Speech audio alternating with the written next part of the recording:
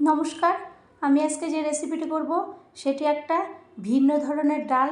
তা আমরা ডাল অনেক রকম করে থাকি, কিন্তু একদিন হলে এরকমভাবে একটা ডাল করলে আপনি রুটি, পরোটা, ভাত যে কোনো খাবারের সঙ্গেই খেতে পারবেন। আর বাড়ির সকলে আপনাকে এই ডালটা করার জন্য বারবার করে অনুরোধ করবে।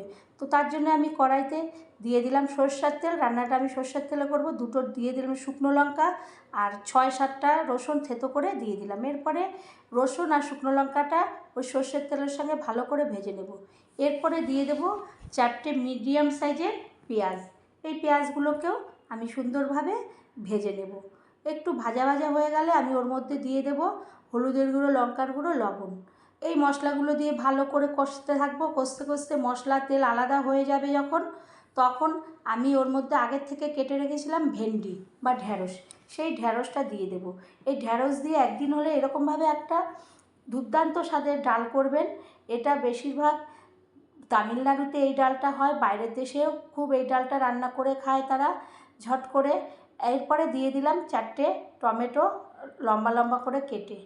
তারপরে আমি আগের থেকে মসুরির ডালটাকে সিদ্ধ করে রেখেছিলাম, সেই ডালটা দিয়ে দেবো। খুব অল্প উপকরণে অল্প সময় এই রান্নাটা করে ফেলতে পারবেন, আর আপনি এটা সব কিছু দিয়েই খাবার খেতে পারবেন, এমনই একটা ডাল হয়। আর চ্যানেলটি সাবস্ক্রাইব না করলে সাবস্ক্রাইব করবেন, লাইক শেয়ার কমেন্ট করবেন, পাশে থাকা বেল বাটনটি টিপবেন।